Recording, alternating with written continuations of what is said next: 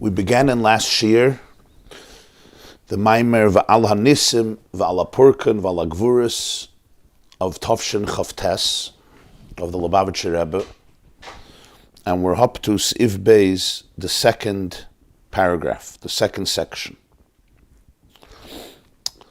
The focus of our class was that when our sages instituted Chanukah and they wrote the prayers for Chanukah, they described the miracle of Chanukah as one of Bimei Matisyahu ben Yochanan Kohen Gadol, K'sha'amda Malchus Yavan HaRasha, Al Amcha Yisrael, Lahashkicham Teirasecha, Ula'avira Mechukei Ritzeinecha. When the Assyrian Greeks stood up against the Jewish people and they compelled them to forget your Torah and to violate the laws of your will. And the Rebbe dissects those words. Why does it say Lahashkicham Teirasecha and not Lahashkicham HaTorah? To make them forget Torah. The Chazal said no, to make them forget your Torah. The same is true in the next description. It should have said Ulahavira Meha Mitzvos, to make them violate the mitzvahs. In fact, if you read the history of Chanukah, you have it in Sefer HaMaccabim, the book of the Maccabees, and other places where the Hanukkah story is recorded. There were many mitzvahs that were outlawed and that the Jews were forced to violate. Could have said Lahavirim HaMitzvos. But he says no, Lashkicham Teirasecha Ulavirim Mechukei Ritzeinecha. So the Rebbe explains. He bases this on a Maamar of his father-in-law, the Rebbe Rayatz, and then develops it further. That the Yevonim, actually, the Greeks, many of them, if we talk about Greek culture and Greek philosophy, many of them were great intellectuals, which is why Hellenism was so attractive and appealing for so many Jews, because this was not just a group of barbarians, even though, especially looking back today at some of their practices, they were quite barbaric. But relative to the ancient pagan world, the Hellenistic culture came with the promise of progress and enlightenment and a tremendous focus on philosophy, on the human mind. The human mind was seen as the great zenith of existence. They worshipped the great athlete, the perfect, beautiful, aesthetical physique and body, and the great mind, the great philosopher. The body and the mind. This had something to it. It has something to it. Aesthetics, yoifi, beauty. You know what the Magala Amukas writes? Fascinating thing. He says that the Yosef is begematria Antiochus. The numerical value of Yosef is the same like Antiochus, and is the same like Melech Yavan, the king of Greece, because you'll soon see the context, because they claim that Yosef Kevayachal was the first Hellenist Jew. Learn from Yosef. He was integrated. He wasn't an old shtetl, the Kayid. He wasn't a parochial, isolated man in a cocoon. He was a Renaissance man.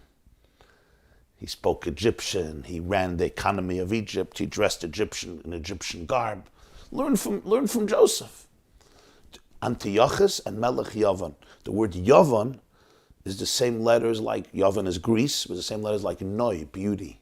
Nun Vav Yud, beauty. The focus was on aesthetical beauty and on intellectual beauty.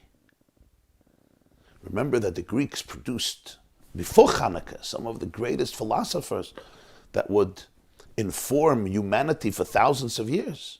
Socrates, Socrates' student Plato, Plato's student Aristotle, who was a tutor of Alexander the Great as a child. And this is years before Chanukah. Remember that Greece would create beautiful architecture, art, history. They were the writers of history, plays, tragedies, literature, Homer, etc. And this was very appealing to many Jews because Jews had a great culture and a focus on the finer elements of life. So this was very promising. It was enthralling. It was really a lethal attack against Judaism. I once read an article in the New York Times about Chanukah, and the writer says, he said, I don't know why they celebrate Chanukah. It was the victory of primitive fundamentalists against Greek Enlightenment. He says, what's the victory of Chanukah? Why is it a celebration? He says, they were primitive zealots, and they were fighting Greek Enlightenment. Yeah. When I was reading it, it was not easy to digest. I don't know what Greek Enlightenment is when you're torturing mothers. They would take mothers who had babies and gave them a bris and kill the mother with the baby. I'm not going to describe how they killed them. I don't know what's so enlightened about that. What's so enlightening about torturing Jews, and what's so enlightening about murdering a mother and her 7 children because they refused to bow down to your idol. So if that's enlightenment, God protect us from enlightenment. I'm laughing, it's not so funny. You know, there were elements that were very appealing, but certain elements in Greek culture and ethics, it's not the subject of today's class, but you can read about it, were grotesque beyond. And we owe it to the Judaic values that the West has emancipated itself from those behaviors, including that if a child is born and physically imperfect, you let him die, including the fact that elderly, the moment you decide that they're not useful, you leave them somewhere and you let them die. Pedophilia. Aristotle writes that pedophilia is a wonderful thing. That's what he says. So it's important to put that in focus, not to start romanticizing Greek culture and Spartan life, etc. But there was a tremendous focus on intellect. Tremendous. And therefore, the Rebbe says, Torah, they don't have a problem with Torah.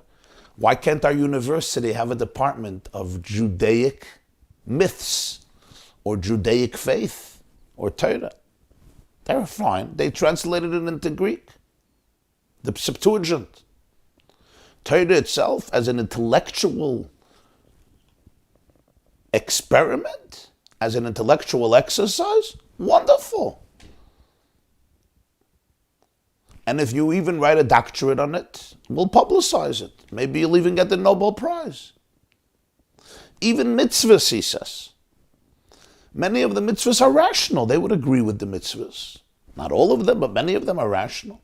He says you have the mishpatim, you have the edus, the testimonials. Also rational. That's why it says, La'avira mechukei ritzonach. What bothered them were the chukim, the super rational mitzvahs. Those that don't fit in to the structure of the human mind. La'ashkichem teresecha. What bothered them is the absoluteness of Torah. That Torah is divine wisdom. That Torah is the will of the creator of the world, the one who originates all of the wisdom. The elokus of Torah.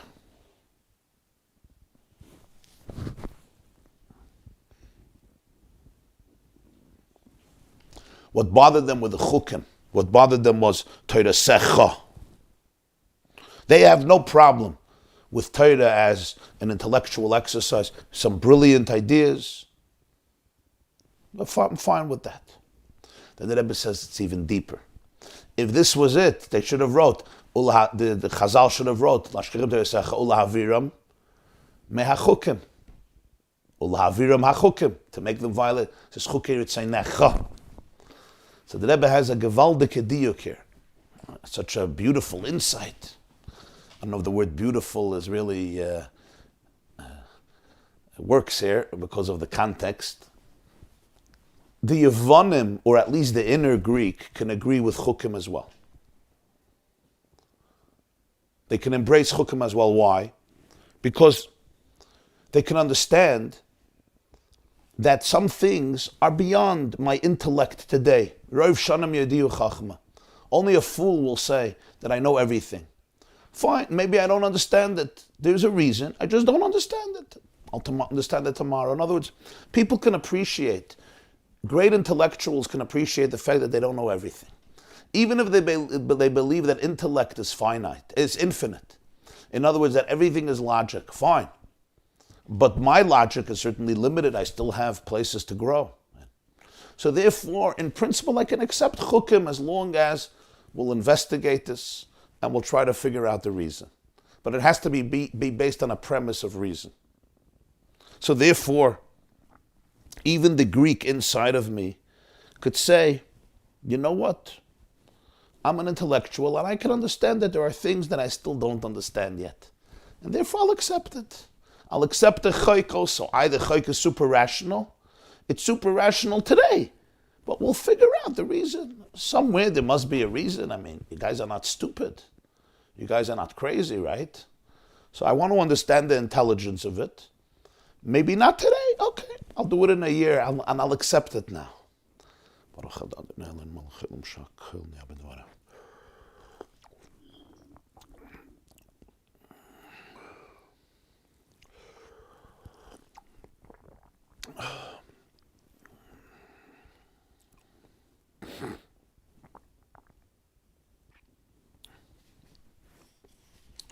Furthermore, that's even if you believe that everything is logic. Everything is logic, but I don't have all the logic. I don't have all the data. Yeah. Newton believed that if you give him all the data in the world, you could predict everything. But we don't have access to all the data. So I have to accept certain things, okay. But I can debate them tomorrow when I figure out that your premises were erroneous. Furthermore, an intelligent person even grasps that logic itself is not everything. Logic itself requires certain premises that are illogical in order for logic to justify. So he says, okay, I'll give in to that. That they will agree. What bothered them was la'avira mechuker etzaynecha. The reason I do a chayke is not because of seichel, but because of its ratzon, because it's God's inner intimate will. As long as you give me intelligent justification from a rational perspective, I'll agree to Torah and I'll agree to chukim. Of course, I'll agree to mishpatim and edus. What's bothering me is Torah secha. What's bothering me is chukei ritzaynecha, not just chukim, ritzaynecha, that it's because of your ratzon. Completely transcending seichel infinitely. Not just it transcends my seichel today, or we need some foundation to give seichel context. You need to do some premises, but that it's a relationship with something that it completely transcends logic and intellect. And as I explained, it's not that logic and intellect don't exist. Torah and Mitzvos are the source of rationality and logic, and many of them, most of it, is garbed and enclosed in logic. But those are the facades, those are the garments, those are the levushim. It's not the essence, it's not the core. They wanted to take away from the Jews, stop saying that it's Torah secha. Learn Torah, it's intellectually brilliant, and you could be dazzled by its brilliance and get stuck in its analysis, and the truth is, it's Chachmas Hashem. You're learning Torah. But as long as I'm only learning Torah, and I'm completely consumed by its brilliance and its intricacy, and that's where I remain. That's it, that's where I remain. Then what happens? Then I have not emancipated myself from the Greek influence inside of me. I remain a victim to the Yevoni. I remain a victim to the Yevoni from the word noi. Yavon noi, the beauty. The etzem of Torah, is Torah secha, that it's yours. It's divine.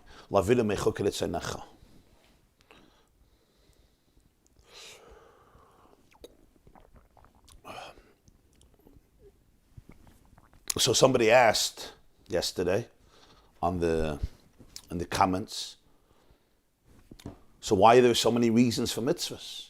And the Rambam also says, if you can give a reason, give a reason. And the Rambam has a sefer Meir Nevuchim, and in the third section he tries to explain most of the mitzvahs.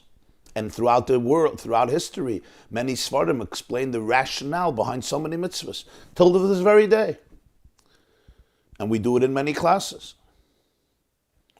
So the Baal Tanya writes about this in Tanya in Igeres HaKodesh, section 29, He says, of course there are many mitzvahs for reasons. But that's not the essence of the mitzvah. The essence of the mitzvah is that it's Ratzon Hashem, it's the will of Hashem that transcends any structure of intellect or logic, because logic itself was created by the divine. And therefore the God himself transcends logic infinitely. However, afterwards, Hashem chose that many mitzvahs should assume the garb of intellect, but the intellectual justification of the mitzvahs, and even the intellectual dimension of Torah, is a garb, it's a levush, in which the core of Torah and mitzvahs are dressed up. And what is the core? The core is the essence of Hashem, which is not defined by logic.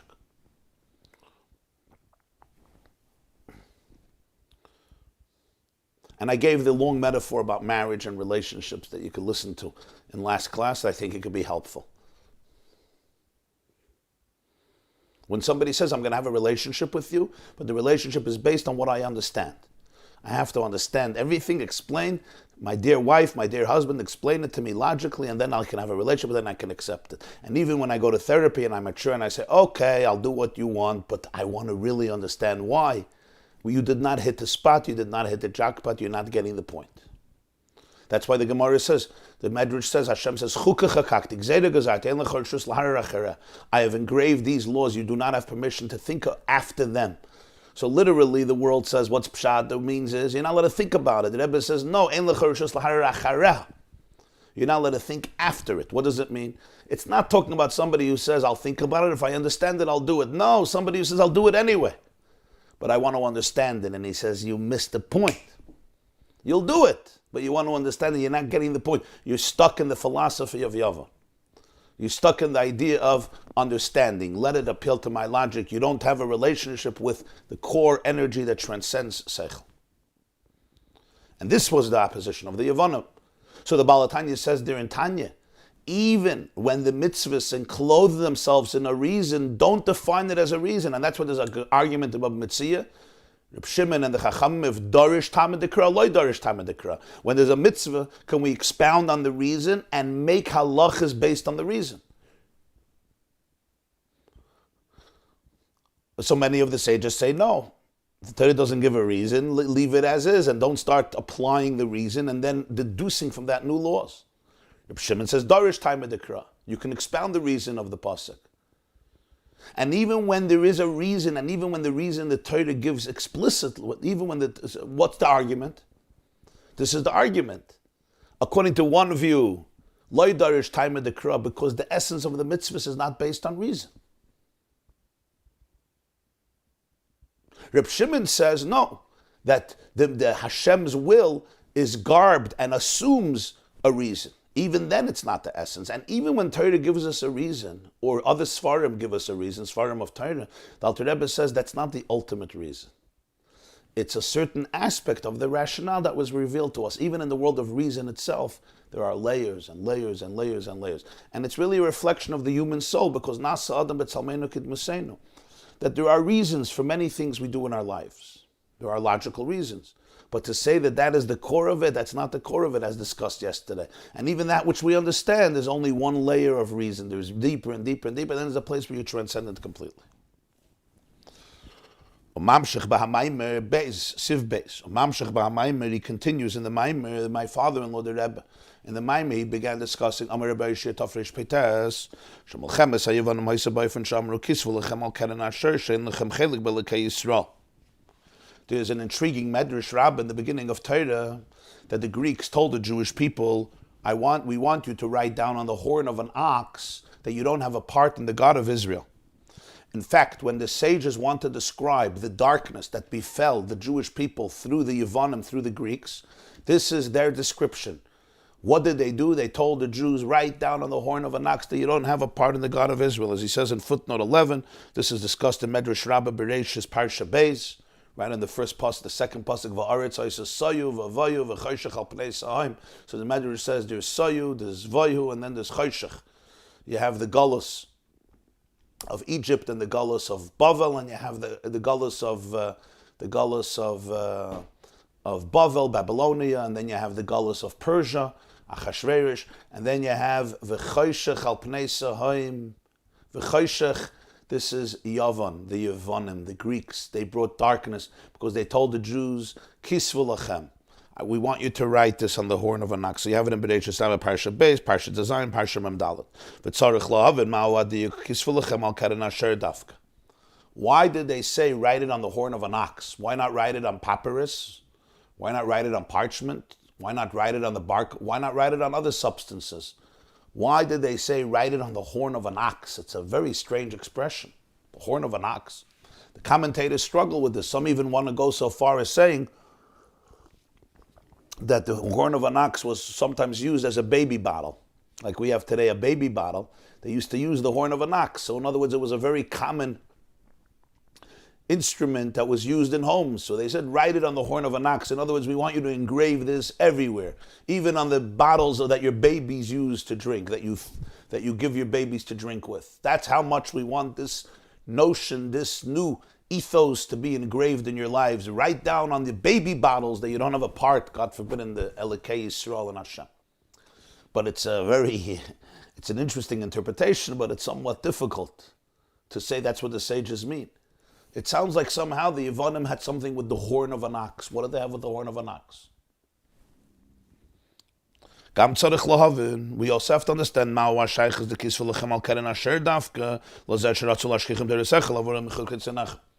what's the connection of writing on the horn of an ox that you don't have a part in God of Israel to the idea that we say in Hanisim. What they wanted is they wanted to make the Jews forget your Torah and to violate the laws of your will. And as we said, the focus is Ritzoinecha, not just Chukim. Chukim can also have a basis in Seichel. The focus is the Ratzon. They couldn't get their brains around the fact that Torah and Mitzvos is Ratzon beyond Seichel.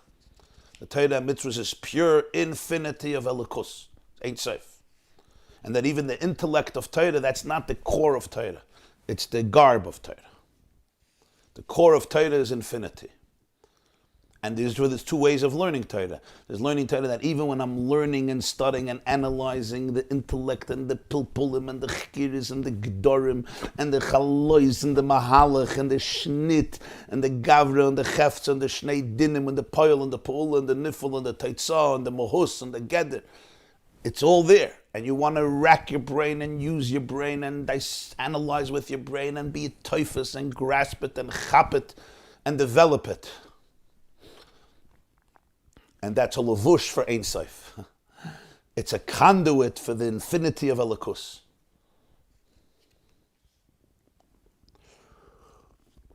And when you learn Chassidus constantly, you see this. You see every sugya in Gemara, every mitzvah, every halacha in Rambam, every mahalach in Rashi, in Teves, in Rashba, Ritva, Ramban, Rishonim, Achronim. There's so much seichel there. There's so many intellectual paradigms and intellectual processes, and it's powerful, it's profound, it's brilliant, and it's infinite in its brilliance. But you see that every nekuda, every idea is really a conduit, it's a lavush for Ein Sof, for pure infinity, which is beyond seichel. The same is true with mitzvahs. Even when the mitzvahs have a beautiful explanation, and they're enriching, and they're satisfying, and they're gratifying, the nekuda of the mitzvah is ratzon. What's the connection between that and writing on the horn of an ox, that you don't have a chelik in Elikei Yisrael?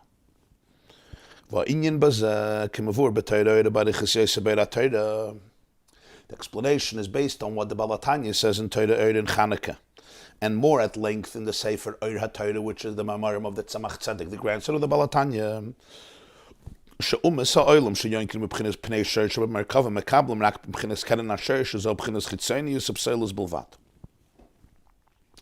In the chariot of Yecheskel Hanavi, chapter 1, sees a chariot and he sees the face of the lion on the right. He sees the face of the eagle, the face of man. On the left, he sees the face of an ox. Pnei shor mehasma. Says the Balatanya and the Tzemach Tzedek in Torah that when we speak about the Greeks, we have to understand that the consciousness that exists often within the nations of the world and within the aspect of the nations that can be in the Jew, Kel zon asher b'kirbecha, receives its energy from the face of the ox. But what do we mean the face of the ox? Which aspect of the ox? The keren, the horns.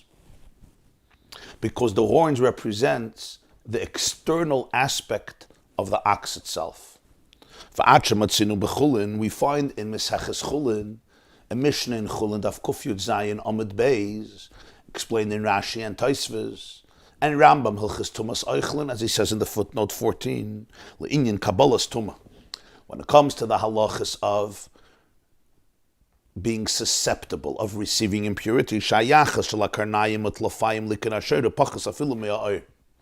the relationship of the horns and the hooves to the very substance, to the meat of the animal, is less even than the hide.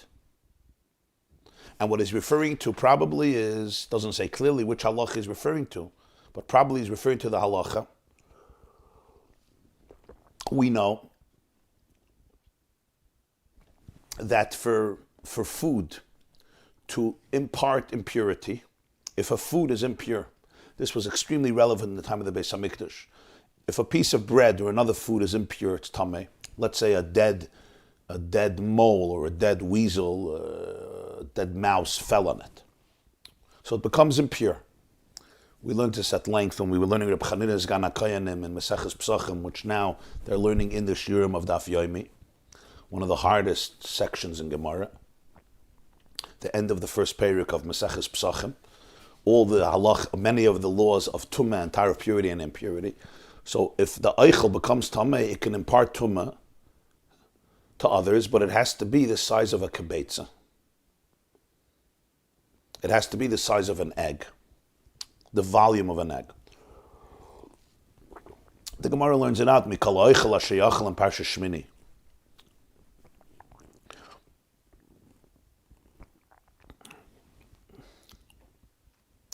What if you have the meat of an animal and it's less than a kibetza?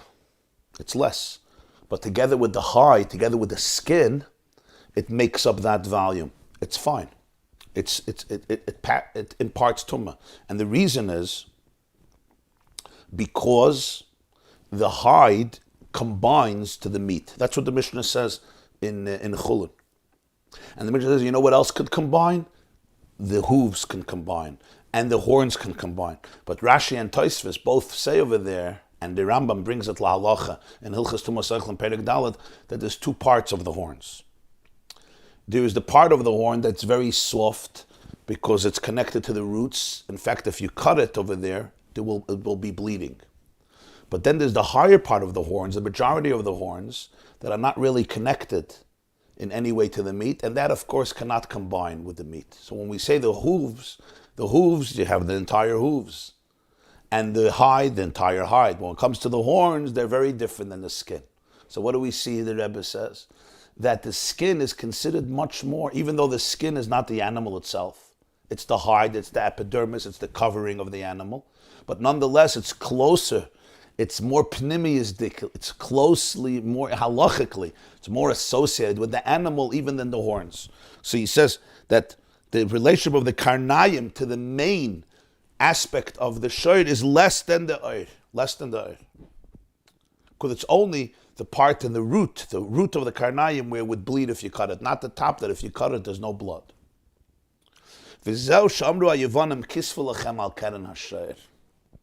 The Greeks told the Jews, we want you to ride on the horn of an ox. Hainu sheratzu shegam Yisrael yikablu mebchinas karnayim utlafayim bchinas achitzonius bilvad v'lei mebchinas apnimius shemesham nimshaches achayis lebnei Yisrael kamei shekasav vayipach ba'apav nishmas chaim v'yisebezoyim mandi nafach mitoichei nafach b'rish mitoichei yusim b'tim yusei. Right on the horn of an ox. This was a metaphor. The Chazal here, spiritually speaking, are conveying a profound metaphor of what the Yevonim were saying. The Yevonim were saying is, go to Chitzonius, go to the horns. Start receiving your energy from the external facade of God, not from the inner core. Neshamas Yisrael, the neshama of the Jew, is essentially rooted in the intimate pnimius of Hashem.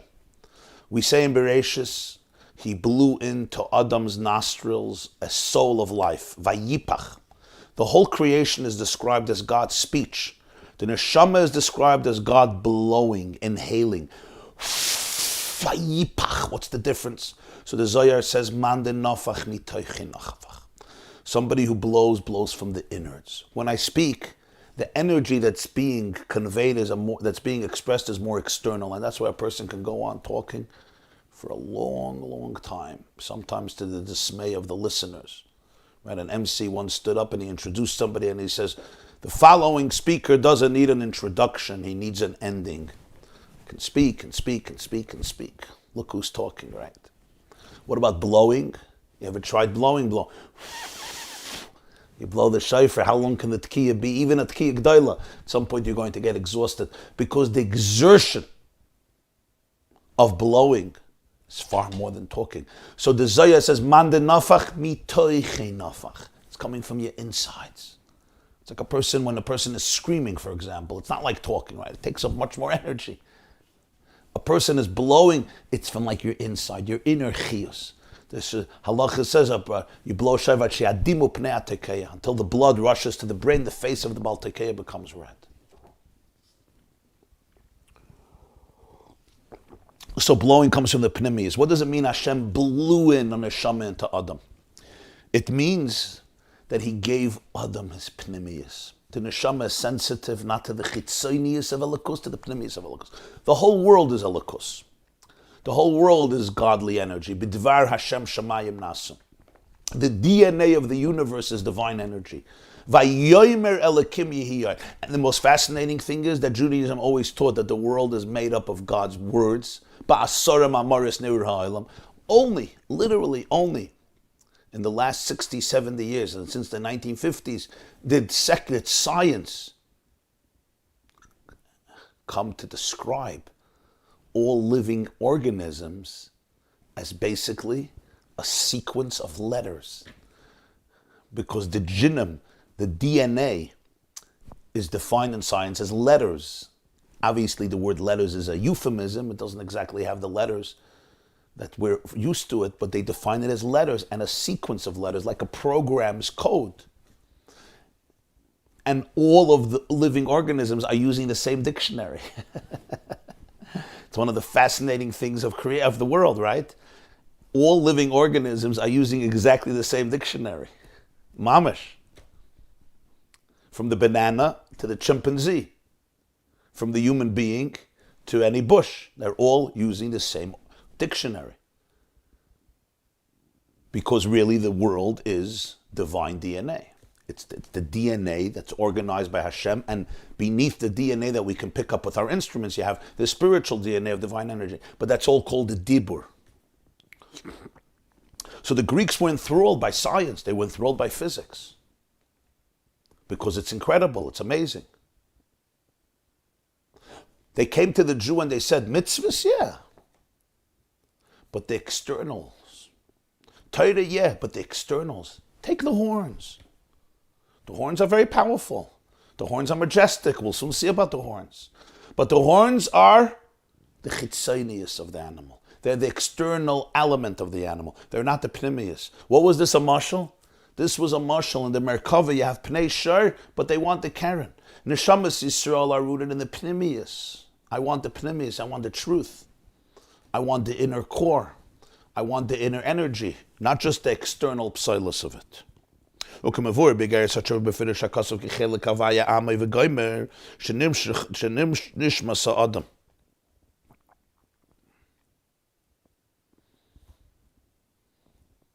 נמשך מפנס הפנימיות. In Tanya, Nigeria, such the Baal Tanya says, the Pasuk says, Moshe Rabbeinu tells the Jewish people at the end of his life in Parshas Azinu, Ki chelek Hashem Am Yaakov Chalva Nachalosai, that his nation is part of Hashem. So the Baal Tanya says, chelek Havaya Amai, that Am Yisrael is a chelek of Yud Kei Vavkei, that the Neshama is a reflection of Yud Kei Vavkei, as he describes over there at length, that the very identity of the soul reflects Yud Kei Vavkei, and therefore the Neshamas Yisrael are not only rooted in the keren, in the horn, which is more external to the animal, even more external than the hide, which is also external. but they're rooted in the pnimius, and of course when it comes to Torah and mitzvahs, I'm not only toifus, the logic of it, I'm looking for the pnimius of it. And what's the pnimius? The pnimius of it is that it's ein soif, it's elikos. It's not about that which I could wrap my brain around and reduce it to the experience of my own logical structures. And what does this mean in a relationship? Imagine somebody says, I want a relationship with you, but I only want a relationship with your horns. I like your horns, I'll hold on to your horns and I'll lead you by your horns, or you lead me by your horns. I want only relate with your horns. Maybe I'll give in for the oil, for the skin, but your core, no, I'm not ready for that. So the Greeks say, stay with the chitzonis. And why do they want to stay with the chitzonis? Because when you stay with the chitzonis, you don't have to give up your ego. When you stay with the chitzonis, you don't have to have a real relationship. When you stay only on the outside, so then everything could be on your terms. You're not really opening yourself up to the truth of infinity. So therefore, what do you need that for? Your whole relationship with God is too dramatic. It's too exaggerated. Yes, because a neshama is a chelik elikami mal mamash. Vayipach ba'apav nishmas chayim. It's not words, it's the inner breath. In other words, the soul senses the inner core of God. That's the neshama. That's what it is. It has no choice. That's what a neshama is. A neshama experiences the inner core of Hashem. That is a neshama. That is what it means to have a soul. You say you have a soul, that's what the soul is. The soul's antennas detect not just the external energy that's manifested within the science of creation, which in itself, by the way, is infinite. But even more than that, it senses kichelek Hashem ama, kichelek havayim, vayipach ba'apav nishmas chamim. What is the neshama? The neshama is divine breath. In other words, it's that which comes kivayachal, man de nafach mi toichei nafach, as explained in Tanya in the second chapter at length. He gives the metaphor of a child and a parent. A parent can create a lot of things, including art, which is beautiful. You have a parent who's an artist, a father, a mother, an artist, and they create a beautiful piece of art. And it could sell maybe for $10 million. And maybe in 100 years for $50 million. But you can't compare that to the relationship with their child. This is a product of their talent, of their brilliance. The child, coming from their DNA, from their genes, their chromosomes, and spiritually the child is etzem ha'av. It's the core of the father and the mother. It's the core, it's the pnimius. Even though the child becomes separate, becomes a separate person. The neshama comes down to this world. It's within a body, but what is it? It's the core of Elikos. The Yevonim say, you're too dramatic about it. You're too intense. This relationship is too deep. Stick to the horns. Stick to the karnayim.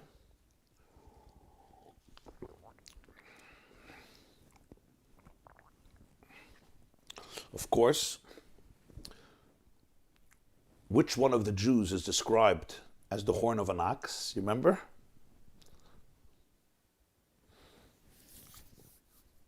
What does Yaakov Avinu tell Yosef on his deathbed? Which is always read right after Hanukkah. What does he tell Yosef? B'chor, and Moshe Rabbeinu. B'chor sheirei hadar loi v'karnei re'eim karnov.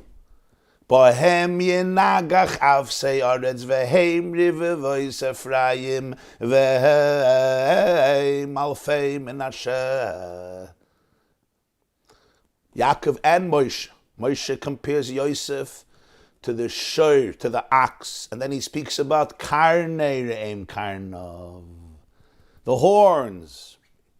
You see, Yosef is Antiochus. Yosef is Melech Yav, and they said, look at Yosef. He's the first one who rode on the horn of the ox. That he doesn't want this chelik belekei Yisrael. That's why he says, chelik Hashem mamai. Don't be a chelik of it. Enjoy the world. Enjoy the world from a distance. Be a spectator. Jew says you can't be a spectator, you're a player. Once you feel truth, you're a player. Imagine somebody gets married, say, I want a relationship with you, but only to with your external self. Don't give me the intimacy. I'm not giving you my intimacy, you don't give me your intimacy. Okay? Once you sense what a relationship is, you can't go there. It's too diminished, it's too restricted. Once you hear the music, there's no going back. Once you taste your soul, what are you supposed to do? Make believe it's not there? Once you experience infinity, there's no going back. As long as you don't experience infinity, you could remain stuck in your cocoon. Sometimes your whole life. I could be a good Jew, and I learn and I do the mitzvahs, but I never touch the music of infinity. So I could remain there and I'm comfortable. I can even become smug and judgmental and complacent. But once you touch the chelik of Elokei Yisrael, chelik Hashem Amai, beyond the horns, so the neshama, it picks up a different relationship. What is this in life? In a person's life, it's the same thing. We spoke, for example, the relationship with a husband and a wife, or your relationship with any person who's close to you. So I only want to do what I can understand with my logic. What's happening? You're reducing the relationship to a very external place within yourself and the part of the other person as well. It's chitzonius to chitzonius. My externalities focusing on your externalities. It's like a relationship that is very superficial. You know, you have sometimes acquaintances and they don't know you, you don't know them. They judge you based on your superficial self, you judge them based on their superficial self, and that's where it remains. The problem is, when you're married to each other, it becomes very frustrating and depressing when you can't go a step deeper. So therefore, when somebody says, I only appreciate that which I can understand within you, and even if I'm going to be committing myself to that which I don't understand, but I have to ultimately understand the intelligence of it, the intellect of it, what are we doing? We're stripping ourselves from the ability to touch the other person's core, which is beyond seichel. As explained in the previous year at length. We are depriving ourselves from that ability. We're we're sitting in a very restricted place. In fact, many people create logical structures around everything in their life in order to protect themselves from the pulse of life. I don't want to touch the meat of life. I only want to touch the horns. I don't want to get dirty with the experience of life. It's maybe too painful for me. So therefore, I become super logical and rational as a protective space to be in. It's a very safe place because I believe that with rationality, I can control everything. I know what's coming. I know what I have to deal with. I understand everything. The only problem is, at some point, I'm not alive anymore. I'm not in, so to speak, I'm not in touch with the deeper elements of life. I'm not open to the mystery, to the infinity of life. I'm not open to the mystery and infinity of my spouse. I'm not open to the mystery and infinity of myself. I'm not open to the mystery and infinity of my children. I'm not open to the mystery and infinity of God and of the world. And that's the Yevani inside of me, the Greek inside of me, who wants control. They had the human being's brain as the zenith of existence. He was the crown, the crowning reality of creation. There's nothing above me, and then I am in control. But really, what is it? It's choshech. The Medrash says, v'choshech is the Greeks. It's dark. You stay in the dark. You don't see the real light. They call themselves enlightened, but it's really the epitome of darkness, because the worst light is the light that makes believe. It gives you vision. As Helen Keller once said, the only thing that's worse than not having eyesight is not having vision. You heard about it? The only thing that's worse than not having eyesight is not having vision. And Helen Keller understood a thing or two about not having eyesight and having vision. She said once, she wrote that somebody went on a hike in the forest.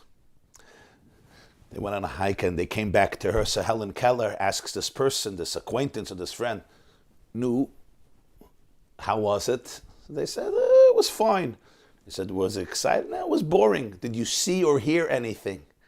They said, no. Helen Keller said, you went on a hike in the forest and you didn't see and hear anything? You didn't see and hear anything? How dead can you be?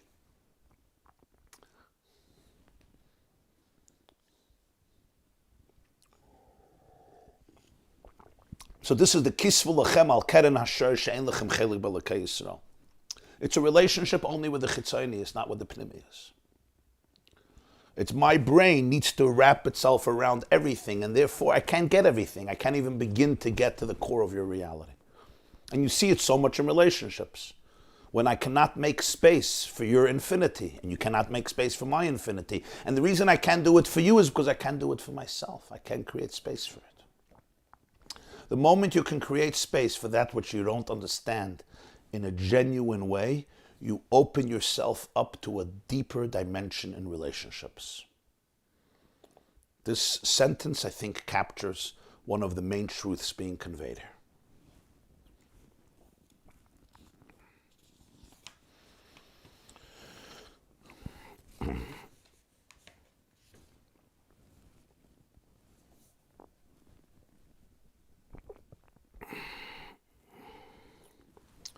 Let's learn for another 5 minutes. What does this mean? What is the explanation of this? The way it applies to a person's life in terms of Yiddishkeit.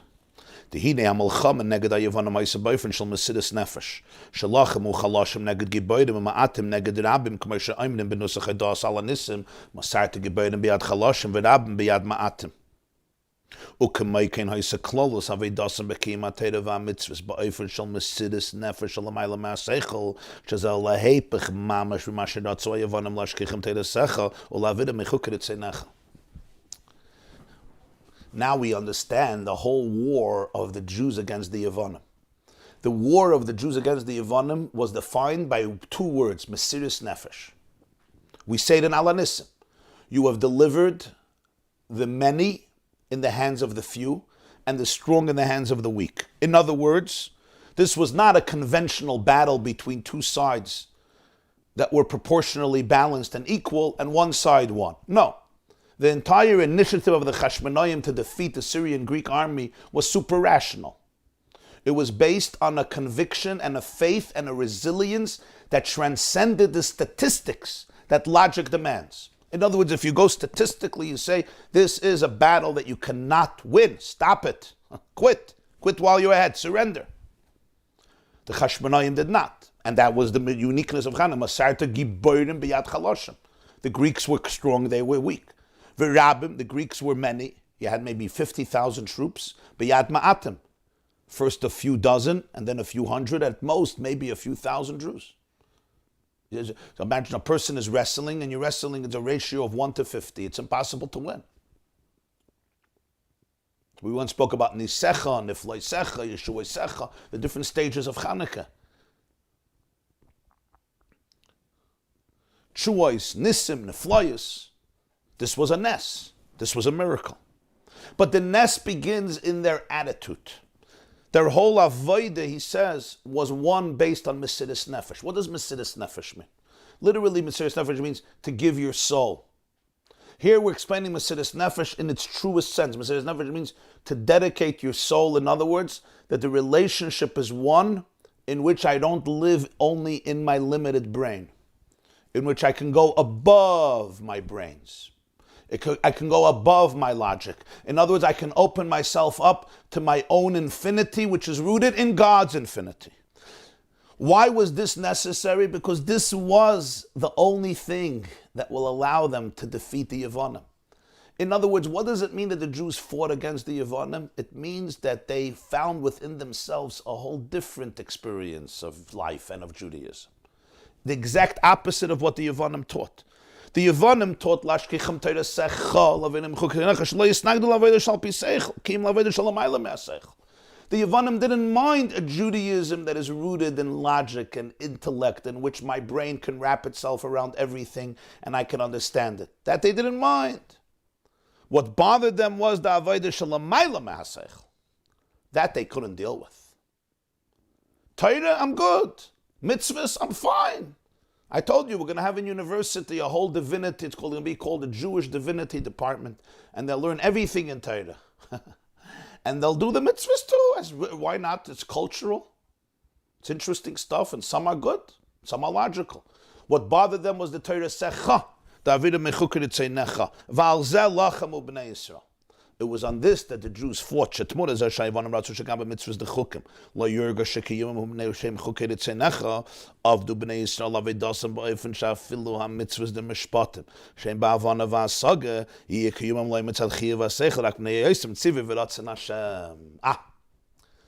did they do? They went to the other extreme. The Yavanim said, even the chukim, you should do because there is rationality to them. Some of the chukim have glimpses of rationality. Or as we said earlier, even if I don't understand today, I'll understand tomorrow. Or I can understand that there are certain premises that I have to accept in order to be able to work within a logical structure. They wanted that even the chukim should be justified by my own intellect. What was the war against the Yevonim? Listen to this. That even the mishpatim, even the part of Yiddishkeit that is absolutely logical, loy sirtzach, loy signev, they should perform not only because my logic says that it makes sense, they should perform it because it's the Ratzon Hashem that's beyond seichel. So you see, from one side it went to the other side. They wanted that even the chukim, even that which speaks about Ratzon, should also be minimized and reduced to the structures, to the limited structures of my brain. So what did the Jews do? They did the exact opposite.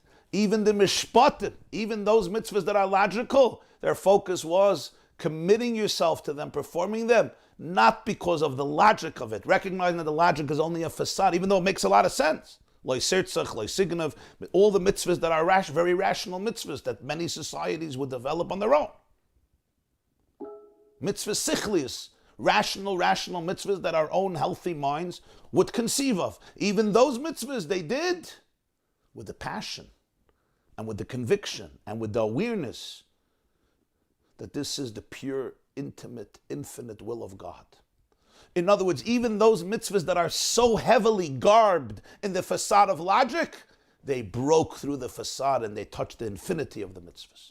They were always in a relationship with infinity. And that's what Mesiras Nefesh means. I could live in a place of my rational brain. Everything has to be understood and structured and defined by my logic and my structures, which is usually an escape from the reality of life. We usually do it when there's pain because we want to be in control.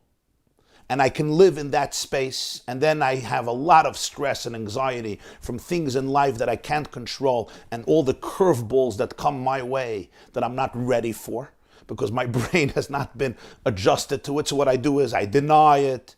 Denial, I get angry, I start bargaining. And it's all based on the fact that I got to fit it into some structure. That's one way of living. That's the Yevanim's shita. And even my Yiddishkeit becomes that way. Everything is Torah, there's mitzvahs. Alles is dort. I do Shabbos, and I can even do the Paraduma. And I can also have a milchike and fleishike sides of the kitchen. I'm good. I'm a good Jew. But the Greek still lives inside of me. I am a victim to the superficiality of Hellenistic culture in the sense that I am not ready to open myself up to the infinity of a relationship because I don't believe in my own infinity. What is Mesiras Nefesh? Mesiras Nefesh is the courage every day to transcend the limits of my brain. Not because the brain is bad. It's not bad. We love the brain and we love thoughts and we love ideas and we love structures. Even this Maamar is very, very structured. But it's a conduit for infinity. Don't get stuck there. The brain has to be used. Very often you have to be rational. You're making a business decision, be rational. And you're learning a piece of Gemara, you have to use your brain to understand it. And even to understand this, we're using our brain to understand it. But use it as a conduit when rationality needs to play a major role. If somebody is stuck in delusions or somebody's stuck in a cult or somebody feels that Judaism is completely unintelligent, you have to use the rational elements, of course. In a relationship, there's a lot that you have to use your rationality for. You're planning a trip together, or you want to buy a house, or you want to move somewhere, or you're choosing a vacation. We use our seichel. But don't limit your life there. It's a conduit, it's a facilitator. You don't say, but our relationship is only based on what we can understand. How limited, how pathetic, how pitiful. Mesiras Nefesh means I open myself up to infinity. In other words, I give over my nefesh, my soul. My soul is my core I put into the relationship. I'm not limiting the relationship to my own orbit, which is small and very limited. Because the truth is my orbit is not limited. My orbit is infinite. Chelek Hashem Amay, vayipach ba'apav neshmas chayim. So this was the war of the Jews against the Yevanim. It didn't start on the military battlefield. It started in the soul. The Yevanim said even chukim should not be ritzoynecha. It should be based on seichel. So the Jews said, and even mishpatim, will be Ritzaynecha. As my father-in-law, the Rebbe Rayatz explains, Shagama mitzvahs the mishpatim tzarich lekaimim kamei mitzvahs the chukim. V'hainu shagama yin davon v'asaga gufa yal derech inyan chayk. He explained that even the mitzvahs of mishpatim one should observe like chukim. Even the comprehensible mitzvahs that I do understand should have the same purity like the mitzvah of a chayk. It should have the same intensity of the relationship, even though I understand it. Why? Because I'm not getting stuck in the understanding element. I managed to hold on to the connection with you and with the core of you, which is beyond logic. And conversely, shagam mitzvahs the chukim tzarich lekaimim kamei mitzvahs the mishpatim. V'hainu shagam kiyim mitzvahs the chukim yim mitoich tuv tam v'tainuk kamei mitzvahs the mishpatim shemavonim al pi haseichel. She'az yesh biyichelis nefesh hasichlis lahasbir zegam lenefesh habahamis ad sheyi letainuk bazeh. Conversely, even the chukim should be performed with the same pleasure and the same delight and the same geschmack, the same flavor, like mitzvahs that are rational. So it's both ways. In other words, all the mitzvahs become one. Even the mitzvahs of mishpatim. I do with the experience of chukim, in other words, with a connection to the pure intimacy of God beyond logic. And conversely, so the mishpatim become like chukim, and the chukim become like the mishpatim. Even the chukim, which you would say, are more, more burdensome. Because I don't really get it, I don't really understand. What's the point? Who needs it? I have the same geschmack in chukim like I have in mishpatim. Just like a mitzvah that I find amazing or beautiful or enriching. And I would never give it up because it's geschmack. Some people don't have such mitzvahs, but many people have mitzvahs that they really find themselves there. So you would say, mishpatim are geschmack, but chukim, you don't find yourself there. It's like, okay, you do it, you got to do it. You're afraid not to do it, you want reward, you were educated this way, you just do it. Then again, you're missing the point. The mishpatim you do like the chukim, and the chukim you do with the same geschmack like the mishpatim. What's the geschmack? The geschmack is the relationship of it. And then a person has the ability that the rational soul can communicate this even to the animal soul, that she's also engaged in it. She also enjoys the chukim. וכידוע שבקיים כל מצווה יש שתי כוונות. הכוונה הפרטית שבכל מצווה בפני עצמו, שזה אותם המצווה, והכוונה הכללית שבכל המצוות בשווה, שהוא עניין הקבלת אל. כמו שאמרנו בנוסח הברכה שמברכים על כל מצווה שקדשנו במצווסו וציוונו. היינו שקיים המצווה לא מטרתם שבה, רק מפני שתבינו לקיימו. שזהו אופן העבודה שמצד מסירות נפש למעלה מהשכל. It's explained that in every mitzvah there are two meditations, there are two kavanos that accompany the mitzvah. One is the kavana pratis, the individual intentions and meditations that exist in each mitzvah as an individual mitzvah based on the theme of that mitzvah. Every mitzvah has its unique message, its unique kavana, the unique purpose of this mitzvah and what it's trying to accomplish in yourself and in the world. But then there is a general meditation which is generic for all the mitzvahs. What is that? The relationship with Hashem's essence. And that's the bracha we see both in the blessing before every mitzvah.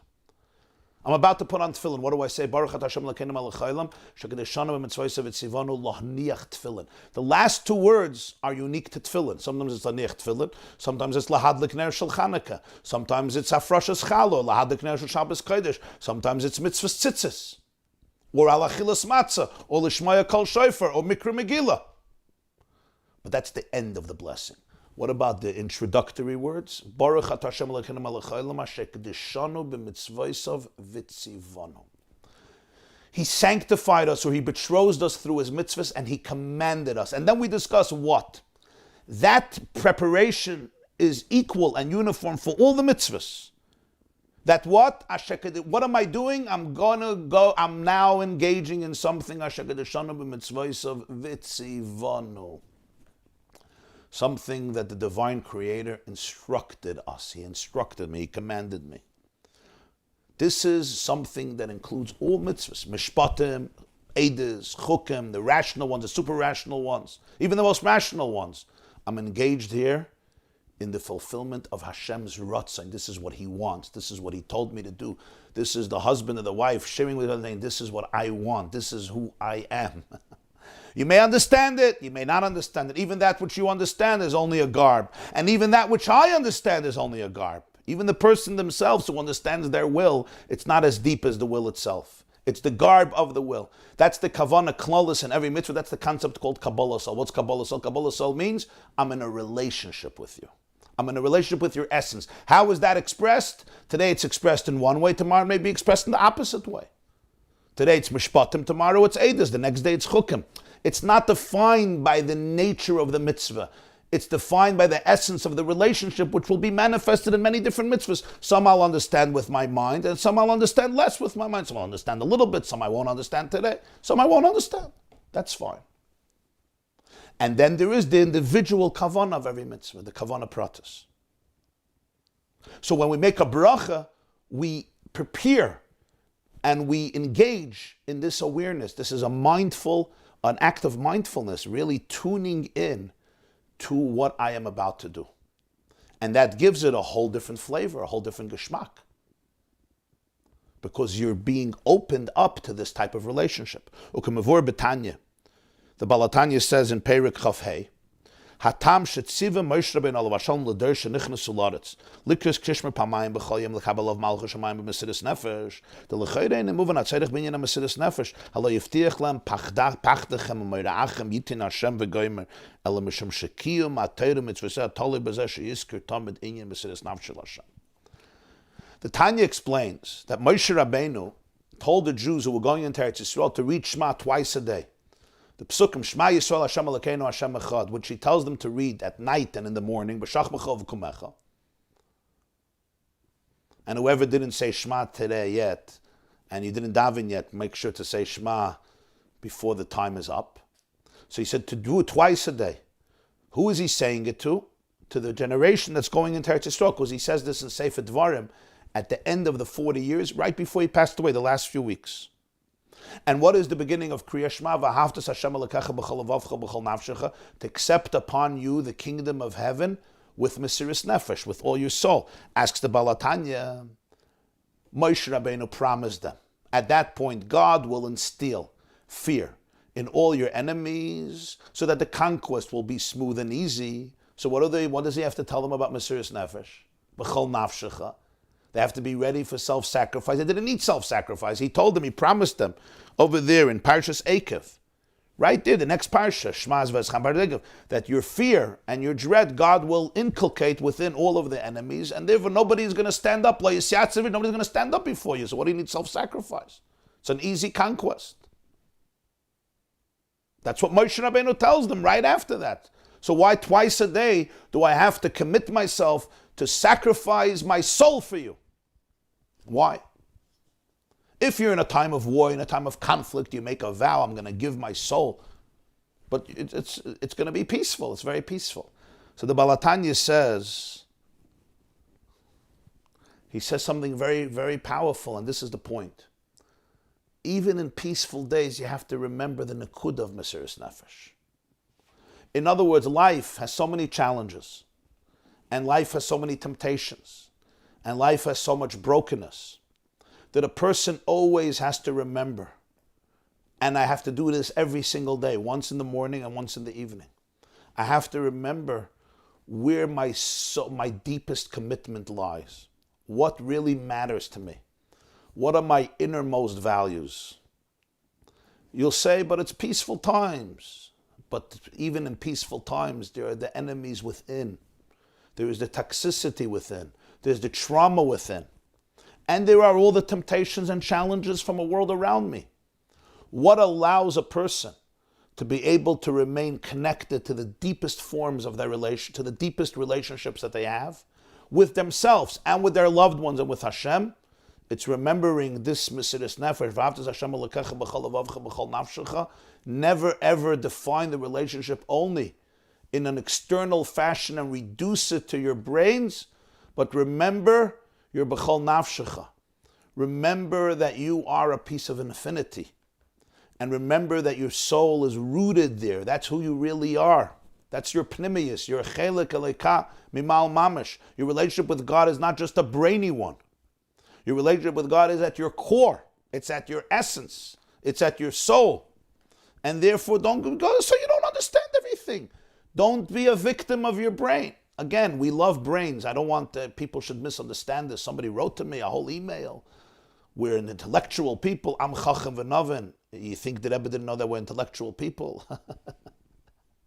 Am chacham v'novin. Of course we're an intellectual people. But what makes us such an intellectual people? That we're not stuck in the trappings of intellect. Because when you're stuck in the trappings of intellect, you're not so intellectual anymore. Ultimately, you lose your relationships. You don't have to be a victim of your limited brain. So I don't understand. Your relationship is deeper. That's what Mesiras Nefesh means. Mesiras Nefesh, in a very practical way, even in the most peaceful times, is the concept of trust. I don't have to control the relationship. The relationship is safe. You're seeing, you're soothed, you're secure in the relationship. You're good. You don't have to define it intellectually. You're good. What does it mean that your child has a good relationship with you? You have a good relationship with your spouse. What does it mean? It means that if somebody asks you, somebody you really love, somebody who loves you asks you, how you're feeling, you could just say how you're feeling, even if it doesn't make sense, and they make space for it. They don't need you to say, well, I'm not feeling well. I'm not in a good mood. Why? I don't know. Oh, so stop it. You don't do that. I can make space for all parts of you. In other words, this relationship can be trusted. So you say, I don't understand what's happening, this is happening, that's happening, and you feel God has abandoned you. The relationship is safe. It's intact. You don't have to be afraid of it. You don't have to feel that if you don't understand something, it means you're not being protected. What does David HaMelech say? Even when I walk in the valley of the shadow of death, I'm not afraid because you're with me. I'm not afraid. This relationship is good. It's safe. It's wholesome. Mesiras Nefesh means you could surrender your soul. You don't have to be in control. I love being in control because I'm afraid if I'm in control, then I own the relationship. He says it's bigger than that. Moshe Rabbeinu says you could surrender your soul. You could surrender your soul because it will not fall into the abyss. It will fall into the divine embrace. So therefore, you don't have to be afraid that you're going to lose everything. So you say, but I don't understand this. But the relationship is more powerful than the understanding. You create space for your loved ones, even in those aspects that you don't understand. They create that space for you. Same is true in our relationship with life and our relationship with Hashem. Our relationship is even in the mystery, so I don't understand. So God is inviting me into a relationship where I don't understand Him and where I can open myself up to those places where I don't understand myself.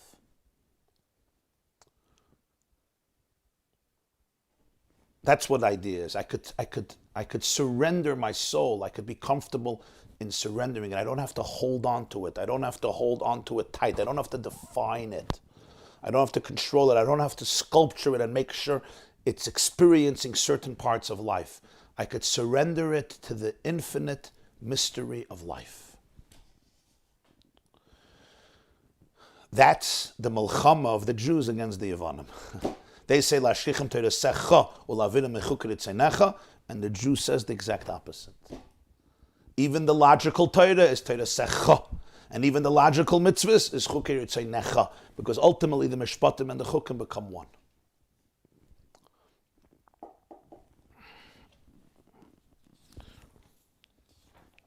This concludes If Gimel of the Maamar. Be'ezer Hashem, tomorrow, Thursday morning, 7:30 a.m., Erev Chanukah, will complete this Maamar for Chanukah, V'al Hanisim, Tovshin Chavtes. So they say, right on the horn of the ox, Keren Hasher, they want the Jews to stay connected to the Keren Hasher. And they blame Yosef. They say Yosef was the first person. Of course, they don't understand that by Yosef it was the exact opposite. Yosef didn't start with the horns. Yosef started with the Pnimius, and he brought it into the Chitzonius. It's very different. Yosef was not a confused soul. Yosef was an integrated and wholesome soul. Yosef was not afraid of his emotions. Yosef was somebody who integrated the diversity and saw it all as an expression of oneness. So the exercise today is, what's the exercise today? The exercise today is if I can have Mesiris Nefesh. What does Mesiris Nefesh mean? Baruch Hashem, we're living in the United States of America in 2020. Not like the Jews in the times of the Yevonim. We're going to light Hanukkah candles, Be'ezer Hashem, in peace and tranquility, even though we have our challenges, and we have our dangers, and we have our anti-Semites roaming the world quite with a lot of chutzpah. But still, you can't compare the blessings that the Jewish people have today to the challenges of previous generations in terms of persecution, even though we have seen recently, in recent years, an uprising in anti-Semitism, which is horrific and scary. But nonetheless, we were given the opportunity in our generation to practice Yiddishkeit in freedom and liberty in ways that were unimagined in previous generations. But Mesiris Nefesh doesn't only mean I give my soul that I'm ready to die. Sometimes living with Mesiris Nefesh can be also difficult, can also be challenging. It's a different type of challenge. The exercise is, can I really surrender my soul today to infinity, to the infinite embrace of Hashem? Do I have to hold on to it? Do I have to control it? Or can I allow my soul to be surrendered to the infinite love and embrace of God?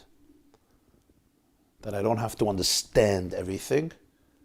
I don't have to reduce it to my intellectual capacity, but I can really allow myself to be open to the divine mystery of life and trust in the relationship.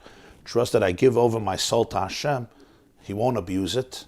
He'll embrace it. He'll caress it.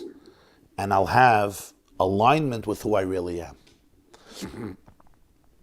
So that's our exercise for today, my dear friends, and for tonight. And it's a good exercise every day. As he says, that's why we say Shema twice a day. What's Shema? Shema is this moment. Shema Yisrael Hashem Elokeinu Hashem Echad V'ahavta Hashem Elokecha B'chol Levav. I love you with all my soul. What does that mean? There were times in history it meant that Jews had to make the ultimate choice. And it's unbelievable what they did. Unbelievable. That's why we're all here.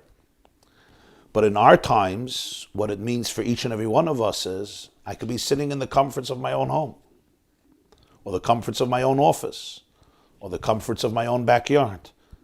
When I say Krishma, Shema Yisrael Hashem Elokeinu Hashem Echad, I want to really be able to open myself up and surrender everything within me, including my expectations and my traumas and my fears and my insecurities and my need to survive and control, to the absolute infinite love that's available in the depths of life and in the depths of the relationships. I wish you all, my dear brothers and sisters, a beautiful, uplifting, inspiring, wholesome, integrated day. See you tomorrow, 7:30 a.m. Let me take a question or two. How does one really do this? How does one really engage in this act? How do you get to this place? So that's why he says, that's the concept of Kriya Shema. In other words, it starts with a firm decision and resolution that no matter what my day brings, I will live with the perspective of my infinity and Hashem's infinity. And then all can change. I think so. Very often it's really a decision, it's a commitment, it's an inner, you discover that value in you and that conviction in you that I know a lot of things can happen today. Things that I expect and things that I can't expect, things that I understand and things that I can't understand. Things that maybe shatter so many of my expectations and dreams. But I'm going to live with the perspective of my infinity. I'm not going to reduce life to my expectations. And I'm going to live from the perspective of Hashem's infinity. And then actually you'll have a beautiful day. Because you'll see it in a different light. You'll see it in a different perspective. Now, there is often pain that you have to accept here because the transition from the Yevani model to the divine model is a painful transition. And that's where I have to release it with tears. I have to acknowledge what we call grief. I have to acknowledge that I'm transitioning. And this is so important always. I always emphasize this, especially recently. The compassion that's necessary when you make transitions. And you have to have that. It's called Midas HaRachamim. Do not step into this with a place of judgment and cruelty to yourself. You have to step into this with a space of compassion, which means the fact that I may not be ready for it is tough, it's difficult.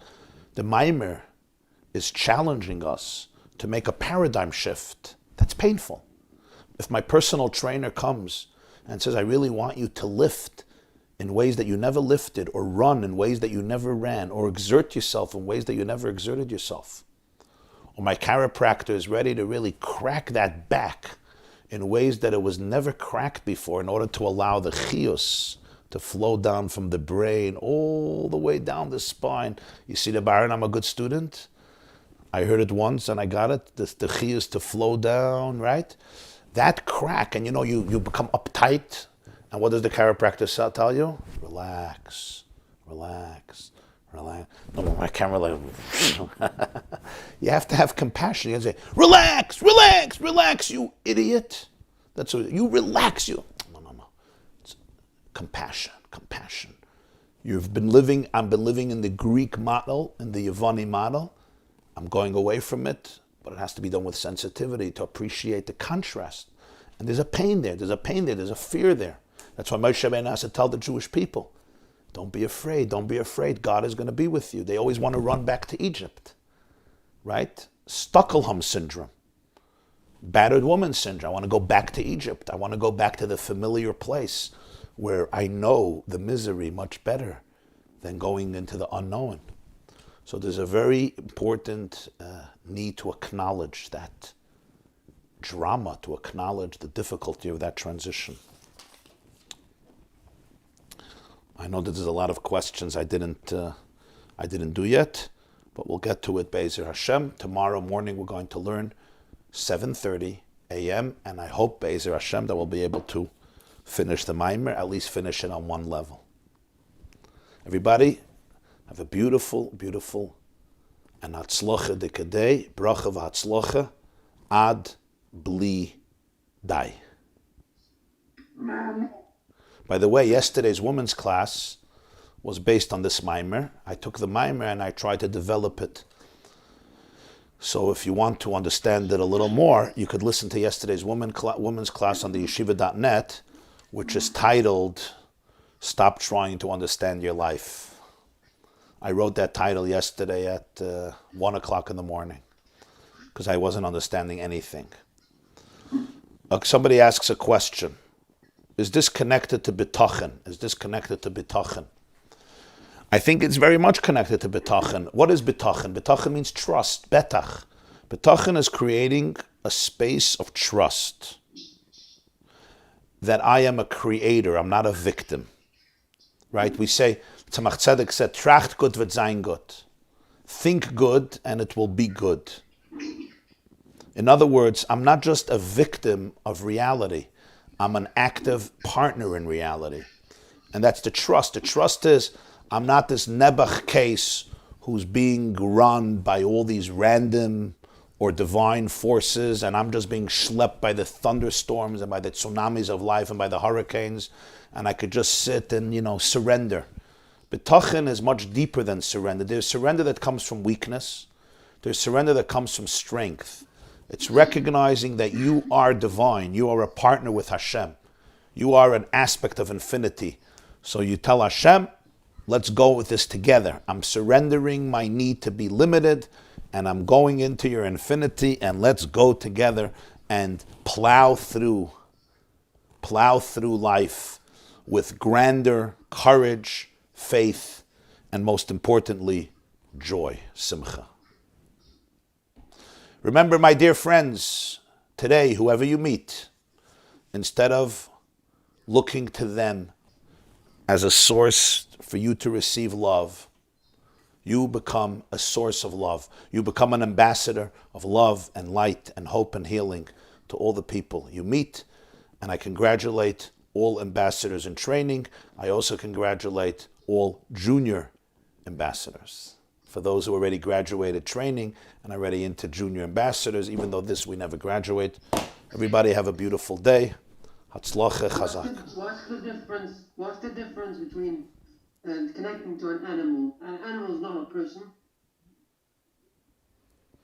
An animal is not a person, but people sometimes have deep, Kislev is kuloi leiv, right? Man's best friend. But you don't need to have a connection to it. It's a different type, of course. It's not the same. Mm-hmm. It's not the same.